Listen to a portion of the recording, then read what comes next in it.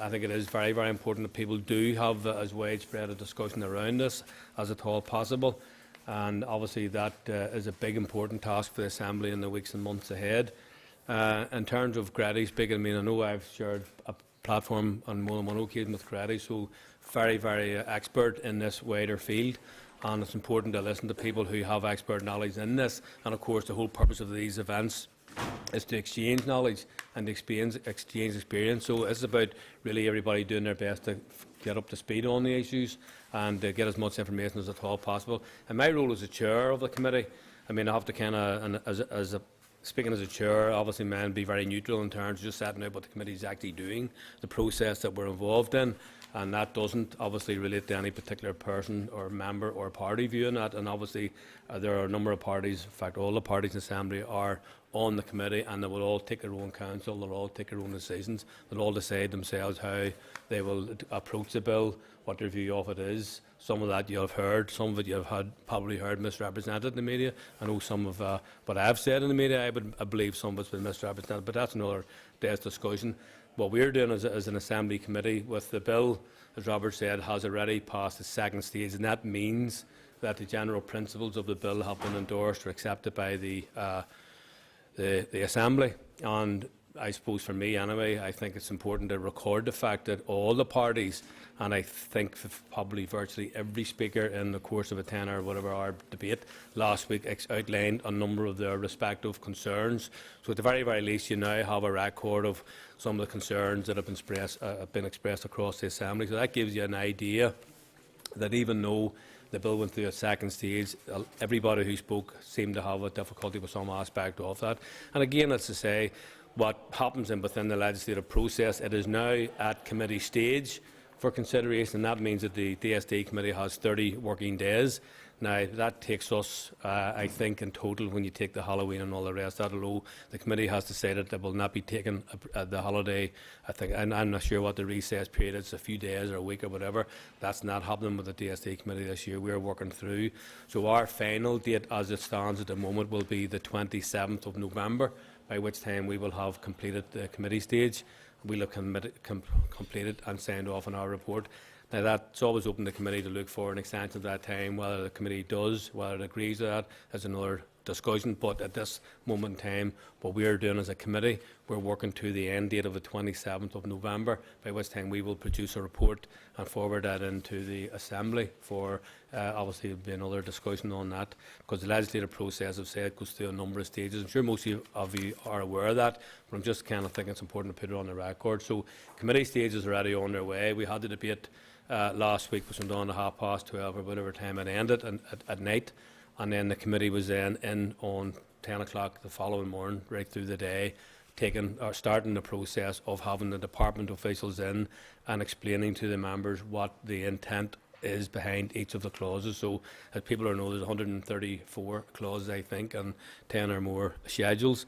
It's a big bill, it's a complex bill, contentious, as I've said earlier, and we have actually started then, and our agenda is filled for 3 days per week. So I think it's probably unprecedented that any committee in the Assembly has allocated that amount of time. And I have heard some people comment, no, the committee's taking this on, to get rid of it as quickly as it possibly can do. Well, if you're tripling your time available to deliberate on the bill, is getting rid of it? I don't know. I can't really answer that one. All I'm saying is that the committee, working over the period until the 27th of November, will be working 3 days per week. As I said, we've already started last week, and we're working through just simply having the officials come in and taking the members through each clause one by one, and we have more or less completed that. And that's just simply where the officials come in, tell you what the clause is, draw a breath, and then the members will ask anything that they want to have information maybe need clarified, or what's the purpose of this, or what will happen if that clause comes into operation. And there's some good expert knowledge around the committee, which is very helpful for members, of course. And so at this stage of the game, we've virtually completed. There were some issues to go back on, but we have virtually completed the phase where the department officials are explaining the purpose behind each of the clauses. And obviously then from Tuesday onward, We are working through a list of stakeholders, because clearly what's very important about this bill is that it has to have maximum consultation. That's why I've said we have allocated up to 3 days a week for this, and that's to ensure that everybody who has an opinion on this, and we have been actually proactively soliciting those opinions and trying to schedule people up to make their submissions to the committee. So I'm looking forward to the commencement of the wider range of stakeholder organisations beginning on Tuesday, and that'll then work its way through over the next several weeks. And obviously there's a lot of kind of to and fro in between that. I know the Minister was over with David Freud on Monday or Tuesday of this week, I can't just recall. I know myself as a party representative, we're going over to meet Freud on Monday next. Other parties will do maybe something similar, I don't know, but there is a lot of work going on. People will, as I've said, consider their views about the bill. So at this moment in time, we're taking information, we're taking evidence. And I would point out as well that we have had already quite a number of presentations to the committee, both from the department and a very wide range of stakeholders, and we have had, I think, something like 7 what's called pre-legislative briefings. In other words, we have had the department up over the last year. We've had the department on a number of occasions. We've also held, as I've said, stakeholder events. We've attended. The committee has been, I think, and I want to acknowledge gratefully those organisations which invited the committee to participate in a number of seminars, just to kind of discuss the wider issues around welfare reform bill. So that's the kind of plan at the moment for the committee. If it doesn't seek any kind of further extensions, there is 3 days a week allocated. There are 3 days a week allocated between now and we work our way through the 27th of November, by which time we'll complete our report and then hand that into the Assembly. And of course, they will then follow a number of further legislative stages. So the plan would be, I suppose, from the Department's point of view, that we would have this bill, this legislation completed by, I think, March. I'm not quite sure. Kevin might correct me, our committee clerk, if I'm wrong. But certainly you have a number of months now to process this. And again, as I say, everybody will come to this with their own particular political viewpoints and their own view. And I note that today's seminar is refers to within the constraints of parity. All I want to say on that is that obviously people have different views on parity. And that just needs to be understood. So, I mean, I'm here as part of the opening of this session this afternoon, but me personally, or me from my own party point of view, I have maybe a different view on party than maybe some other parties have, and so I just don't want to be pigeonholed into I'm working within the constraints of party. And just saying that as a personal level, I don't ignore, and I've said this umpteen times before, I do not ignore the reality of parity. But I'm not satisfied that people fully understand what it is. I certainly believe that some people aren't fully aware of what actually they might be able to do, even within parity, or I don't personally see any principle about breaking parity. So for me, I'm not constrained by a notion or somebody else's subjective notion of parity. But it is a big issue, there's no question about that. So on behalf of the committee, I would say very clearly that the committee and all the members, in dealing with this bill and taking the presentations from the department and listening to a wide range of stakeholders who have a lot of expert knowledge and information on this matter, that the committee will also have to grapple with the issue of parity, the principle of it, the operation of it, how it works out, and so on and so forth. So that's me, as I say, just trying to lay out for yourselves that the process that we're involved in is now committee stage of the legislation, take us up to 27th of November, and then go on in the Assembly for further stages of consideration. And there's a lot of road yet to be travelled in this particular bill, as you all know as well as I do. It's a contentious bill, and it's not something that's going to be dealt with easily, but the months ahead will tell what actually is the outworking of the legislation and the consideration of it. And I just want to put a thank you to people like Goretti and many others of the stakeholders out there who have been working to keep this matter on the agenda, who have been working very hard to make sure there's as much information disseminated about the bill, the implications of it, the outworking of it perhaps. So I just want to wish everybody well in their deliberations, whatever their views or perspectives are on that. And as I say, I just want to treat everybody with respect who participates in this debate in the next number of months. So it's a complex issue. I don't think anybody underestimates how difficult and, as I say, complex these issues are. And I just wish everybody well, because ultimately, as one of the legislators here, I want to make sure we get through to the other end of this particular bill, having done the best for the people that we represent, and an awful lot of those people are vulnerable and could well be impacted by this bill. So it's important that we try to get a bill which is right, not just a bill. So thank you for that, and good luck for this afternoon. Okay. Well, as Alex said, and first of all, may I say it's really great to see some members of the Social Development Committee here, and I'm really grateful to them for taking time out of such a busy schedule to attend this seminar. As Alex Baske has already said, this whole debate around welfare reform is really a very controversial one, and there are a lot of concerns across Northern Ireland that really what's in the bill doesn't take account of the particular circumstances of Northern Ireland. So that's mainly what I'm going to be looking at today, is actually, what are the particular implications for Northern Ireland, and what can the Assembly do about it. Just to start, I want to point out that and to acknowledge that much of the presentation much of the work that this presentation is based on was actually carried out for the Northern Ireland Commissioner for Children and Young People, along with my colleague Marina Monteith, who's also at Ulster, and you can download the full report from the NICI website. Now, we have to start really by saying that there's very little question of the Assembly breaking parity entirely. This is not really an ideological question as such, it's actually a very practical one. Were the Assembly to break parity entirely, there would almost certainly be a constitutional crisis, and there would definitely be a financial one, because the way, I'm not going to go into great detail about it, but the way that our social security is funded, it's not from the block grant. So were we to break parity, we'd have to actually look at how much it would then cost that we'd have to take out of the block grant, in the same way as the discussions about corporation tax are having to look at that. So the question of the Assembly breaking parity altogether is not really on the agenda, on the political agenda, I don't think. However, there are policy variations that could make a difference to the worst impacts of the Welfare Reform Bill's proposals, because there are many that we would be concerned would actually deepen child poverty here in Northern Ireland.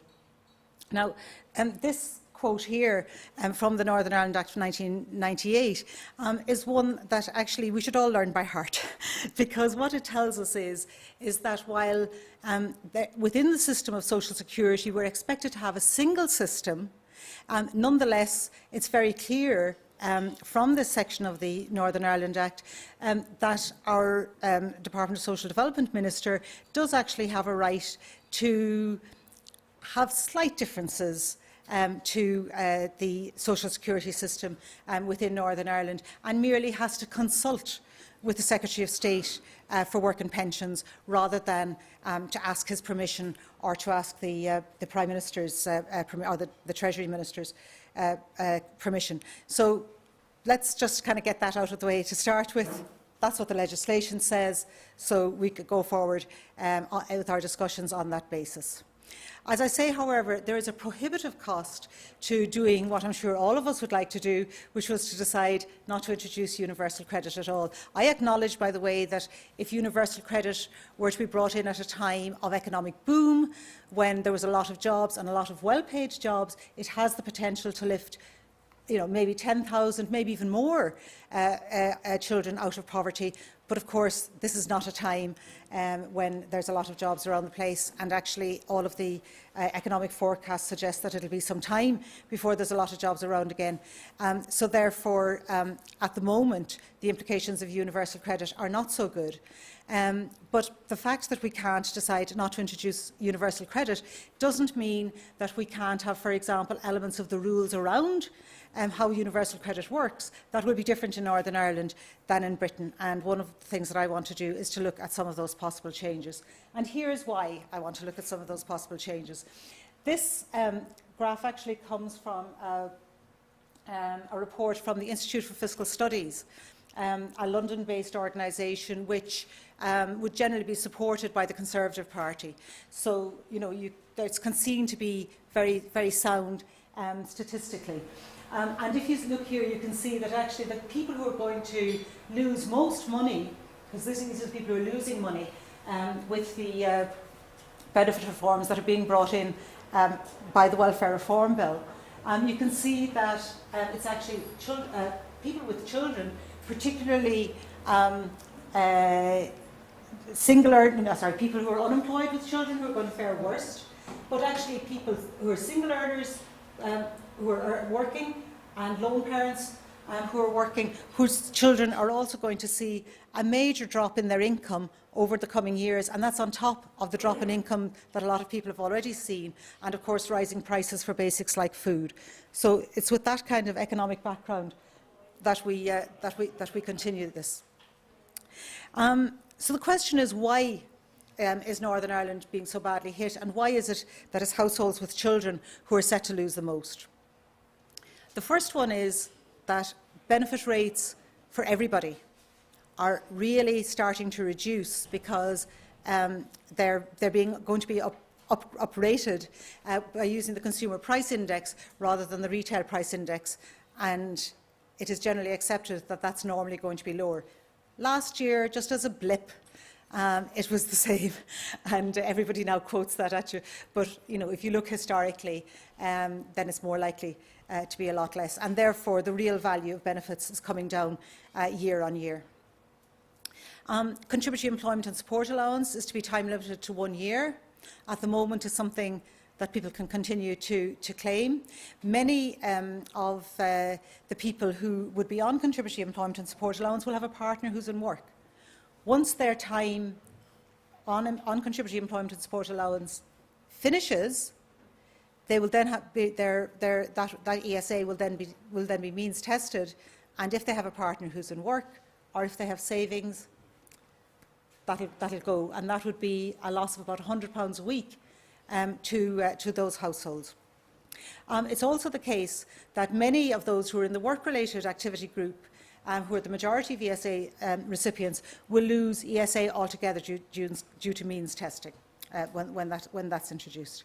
And then, as well as that, of course, and again, that's really going to impact on households in Northern Ireland. And also cash freezes to child benefit and to working tax credit has already actually reduced income, but will reduce it gradually as the years go on. Okay. We have in Northern Ireland a particularly high number of children. We have the highest proportion of households that have children in the UK, but we also have more children within those households. We also have more working age people claiming a key benefit, and remember, universal credit is a working age benefit. It's going to affect only those who are of working age. It doesn't affect children. Well, it does affect children. Children directly can't claim benefits, but it doesn't affect pensioners. So anything that I say here, by the way, be advised, it does not include pensioners, because sometimes, especially when I'm talking about some of the housing benefit stuff, people get alarmed, and it's important that people understand that it doesn't affect benefits. Really important for what's happening with this welfare reform bill is the fact that Northern Ireland has twice the proportion of DLA awards than is the average in GB, and a considerably higher proportion of DLA awards than the next highest regions of Wales and Scotland. Note, I'm describing them as DLA awards and not DLA claimants. There's a reason for that, because you can't just claim DLA. You have to go through a very rigorous process to be awarded it, despite what you might hear on Stephen Nolan or otherwise. Okay, and now what I want to do really is to start talking about the changes for the housing benefit.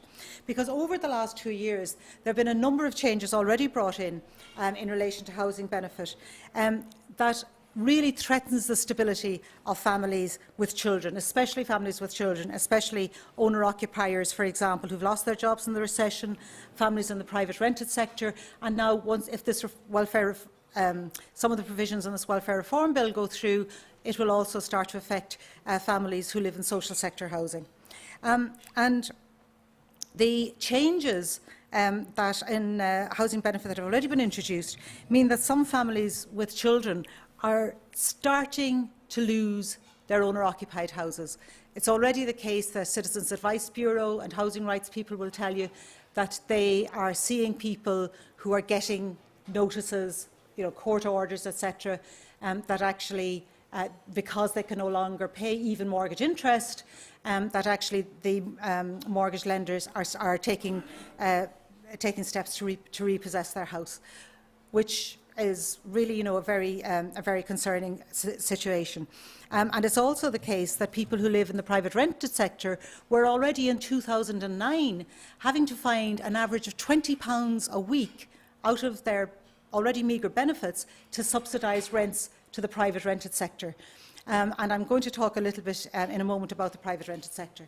But one of the reasons that we have such high levels of housing benefit in Northern Ireland is mainly because our lower wage rates. We have high numbers of benefit claimants, that's true, and that's part of the reason, but also unlike England, Scotland or Wales, because of our low wages, a lot of our working people can actually claim housing benefit. Again, something that isn't always known. And housing benefit in relation to rent in Northern Ireland really has more than doubled since 2000, and I'm trying to think, since 2001. So in other words, in the last 10 years, it's more than doubled. And you can see from the figure here, just in 6 or 7 years, it rose by 250 million, a very sort of worrying level of increase. And actually, housing experts, my colleagues in Ulster, tell me that most of this is as a result of an increase in private rented sector housing. So we're kind of, in a way, we're sort of paying for people who are having to, you know, we the taxpayer are paying a lot of money to help private landlords buy their buy-to-let homes. And this has to be concerning because it really is, it's a double whammy for some of those families, and that they're forced out. They have no choice really, because they can't afford to buy a house. They're forced into the private rented sector, but they're paying out almost as much money as if they were buying a house. One of the things that we've seen over the last sort of 5 or 6 years is a huge growth in the private rented sector, so that we now have almost 125,000 houses that are within that sector. And you can see where I got the statistic here from, that actually it's £20 a week is the average that was spent in 2009 on subsidising their housing benefit by private rented sectors. Now, there have been all kinds of changes in the way that the housing benefit has been allocated over the last number of years, and what that is actually that's going to be exacerbated when, under this bill, this new size criteria in the social housing sector is going to be implemented. For people who don't understand what this means, because actually it is, it's kind of hard to explain to people a lot of the time. Basically what it means is that if you're living in a social sector house, that means housing executive, housing association, if you have a spare room, or, and even more importantly, and I'll show you some statistics on this, if you have, can you read those okay? If you have children who are underage, so if you have 2 children who are under 9 and you're living in a 3-bedroomed house, you're considered to only need a 2-bedroomed house if you're in a private rented sector. And they're now going to move those same rules into the social rented sector. So what they're going to do is, if the Assembly decides to put it through, is that they'll start to cut housing benefit on the basis of each what they considered under-occupied bedroom.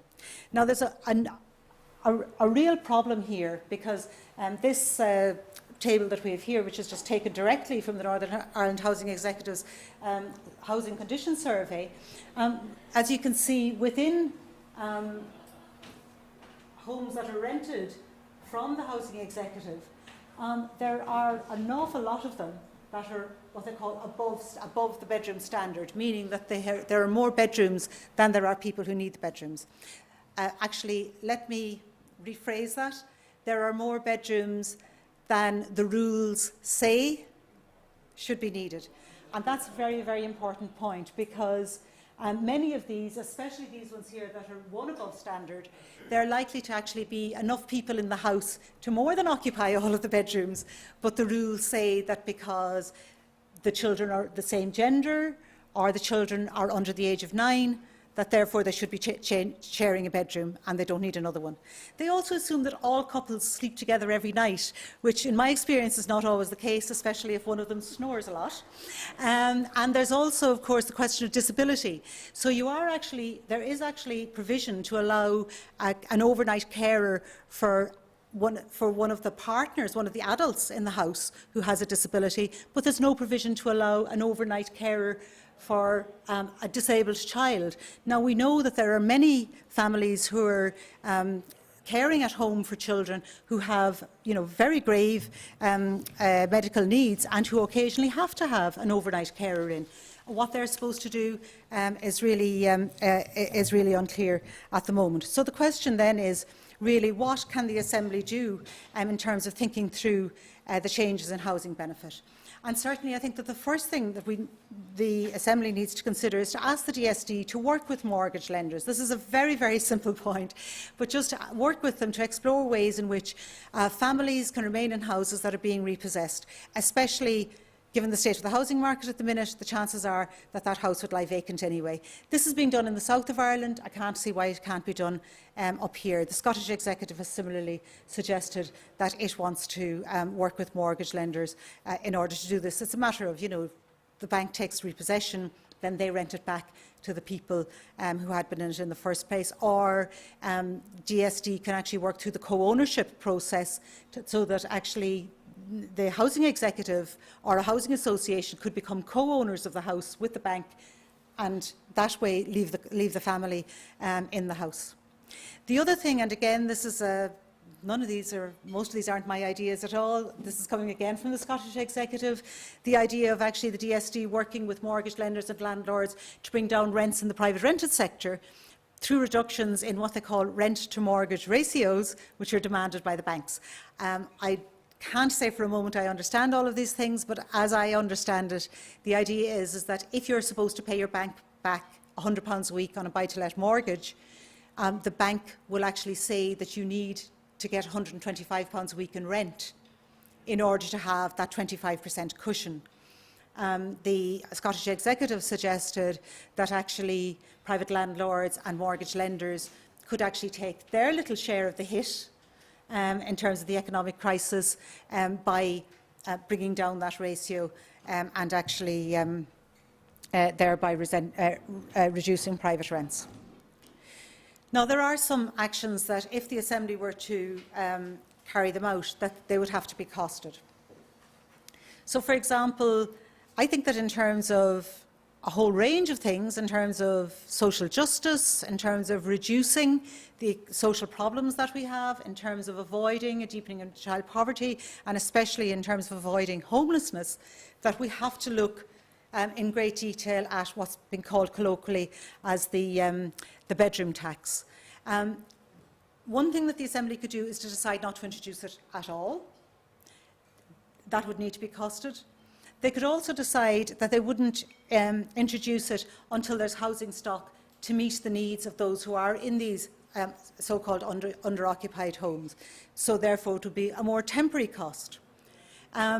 It's also possible for them to say, OK, if you're under-occupying under the rules, but you don't have children in the house, I'm sorry, we're going to count you as under-occupiers. But if you're under-occupying and there's children in the house, we will exempt your household from this cut in housing benefit. All of these things need to be costed so that we can have an idea about what that would mean for the block grant.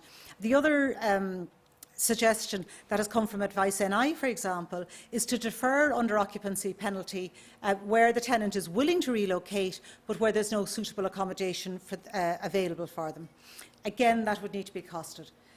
And I didn't mean to go on to that yet. And the reason for doing the costing is because we need, I think, to do a cost-benefit analysis on this. If we start to move people out of homes, especially out of social sector homes, because they've run up such arrears, then they're going to end up in places like bed and breakfasts and in hostels. They're very, very expensive places to keep families and children. They're far more expensive than the £85, £90 a week. That's the rent in the social housing sector. So really the Assembly needs to be doing a cost-benefit analysis that says, if we're going to make X number of families homeless, and that's going to end up costing us, you know, £1,000 extra a week on the homelessness budget, then, you know, we have to balance that against the particular costs of not introducing this particular tax or this particular, see, I'm starting to call it by the colloquial stuff now, not to introduce this particular measure, or if we are introducing it, you know, making some different regulations in relation to it. Okay, that's the main housing stuff that I wanted to talk about. There's a whole lot of other issues on housing that I'd like to talk about, but we really wouldn't have time. And I wanted to move on in particular to the disability living allowance and personal independence payment changes.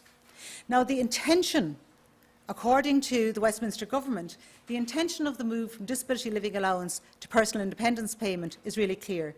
It's to cut 20% from the budget. So straight off, we know that there are going to be fewer people who will get personal independence payment than are currently getting disability living allowance.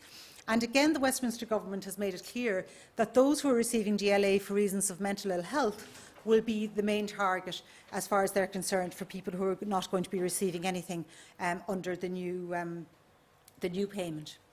Now, this is a disaster for Northern Ireland. It's a disaster for our local economy, as well as for the individuals who have mental ill health. Because Northern Ireland has 25% more people who are awarded DLA for reasons of mental ill health than the rest of the UK, a full 3% of our population. I don't mean 3% of the population who get DLA, I mean 3% of the overall population of Northern Ireland receive DLA for reasons of mental ill health. We have really an epidemic of mental ill health here, which is linked, and again, I know this from colleagues who are involved in studies of post-traumatic stress disorder, post-conflict, who tell me that not only have we got higher levels of mental ill health here, but because of the PTSD, it's more severe mental ill health, and that explains why so many of our population can get DLA for it. So the question is, what can the Assembly do really in order to ensure that Northern Ireland doesn't suffer, you know, in too much a greater way than the rest of the UK when it comes to transfer to the personal independence payment? And there's a number of suggestions for what they could do. One thing that they certainly should do, and which wouldn't cost anything at all, is to set up an expert group which could develop a work capability assessment, which is actually about ESA, and a personal independence payment assessment that actually takes account of the fact that we have very high levels of PTSD here and very high levels of mental ill health. So therefore, there would be an assessment that would actually be tailored to the needs of Northern Ireland people, rather than an assessment that's based on the needs of people in the south of England. Advice NI have suggested, and I actually, when I read this, I thought, why didn't I think of that? That actually the contract with the medical assessment provider, which everybody says is likely to be at us, although one hopes it won't be, but that it should contain a number of things that really will help to ensure that we don't have a repeat of what's happened with employment and support allowance. I will remind you that as many as 40% of the appeals that are taken against decisions not to award employment and support allowance are overturned. And that actually costs us, the taxpayer, a huge amount, because the contract with the private medical contractor doesn't actually include the costs of the appeals. So they don't carry the cost of the appeals, we carry the cost of the appeals, or the block grant in Northern Ireland carries the cost of the appeals. And if that were to be repeated with PIP, it would be a disaster for our whole budget. So why not actually include some of these provisions in the contract? Why not tell them that if they have a certain percentage of decisions that are overturned, you can expect some decisions to be overturned by any appeal, but really that it should be kept within a particular level, and that there should be annual reviews of their performance. The other thing that I think the Assembly should do as a kind of to show that actually it wants to protect the most vulnerable people in society is to decide in advance that it will screen out those with the severest disabilities and exempt them from the trauma of the assessment process. There are people that we know who've got both children and adults who have very severe and even profound disabilities. You know they're not going to get better. there's consultants can tell you in advance they're not going to get better. Some of them are in long-stay hospitals. Why should they not be screened out in advance instead of having to go through an assessment process that they may find very upsetting? Okay, I'm now going to talk about something that's a bit controversial, which is the benefit cap. And when the Children's Commissioner first published our report back in April and said that at least 6,500 children in Northern Ireland would see their families lose benefit because of the benefit cap. This was contested. Actually, the Minister said that there was no evidence for it. It was a very simple matter, actually. We just went to the DSD's own statistics. We looked at how many families there were that had more than 4 children. The advice sector had told us that once there was more than 4 children in your house you were a couple, you went above the £500 a week benefit cap. And therefore anybody with 5 or more children was going to be hit by it. So there was 1,100 families that had 5 or more children. We don't know how many more children than 5 there are in those families, so we just did a bit of multiplying 1,100 by 5, and that's how we came up with this figure. And it actually is a bit worrying about all of this, because there's also an issue about whether families who've got 3 or more children, where there's a severely disabled child, may be at risk of being affected by the benefit cap, although once the child was receiving disability living allowance, they wouldn't be, because any household that has disability living allowance is exempted from the cap. But I do think that actually, given that we know we have larger families in Northern Ireland than is the norm in Britain, that actually those families should be protected. We choose to have larger families here most people, I think anyway, when they have larger families, choose to have larger families. And really, we need to find ways of meeting the needs of those children outside of universal credit if there's no other way of doing it. I'll tell you, I'll be perfectly honest with you. I know that people here, there was a truck crash and a man killed in it down around the Dungannon area about 2 weeks ago, and his wife was pregnant with their 7th child. And the first thing that I thought when I heard of that was, that poor woman is going to be living, she's probably going to have to live on benefits now, and once the benefit cap comes in, 3 of her children she's not going to get a penny for. So we really have to take into account what we can do to help that, and whether we really want to have that kind of a benefit cap here in Northern Ireland. In London, it's been justified on the basis of the very high levels of housing benefit that's paid, and I don't think it ever occurred to anybody that you'd have a situation where you'd have families where it's just the number of their family that would actually cause the number of children in their family that would actually cause their benefits to be capped. And really, as I say, it's something that I think that we need to think about. Okay, I realise that I'm going on a long time, and some of you are probably falling asleep, but I'm just going to try to rush through another few of these before we finish. Social fund, I'll just say a very little bit, and the main thing that I want to say is that the social fund is very, very important for children and their families who are living in poverty. It's especially important for children who are living in severe poverty, where their families just have to be able to access the social fund in order to replace basic essentials within the house.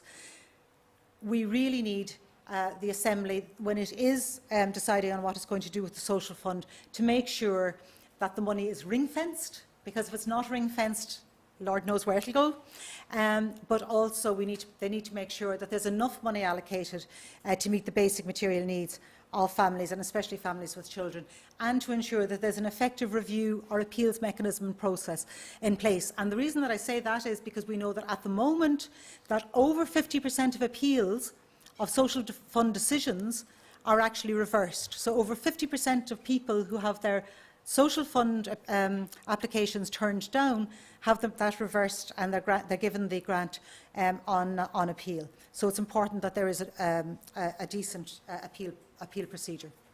Now, here's where the Assembly can do an awful lot very easily when it comes to the question of conditionality around universal credit.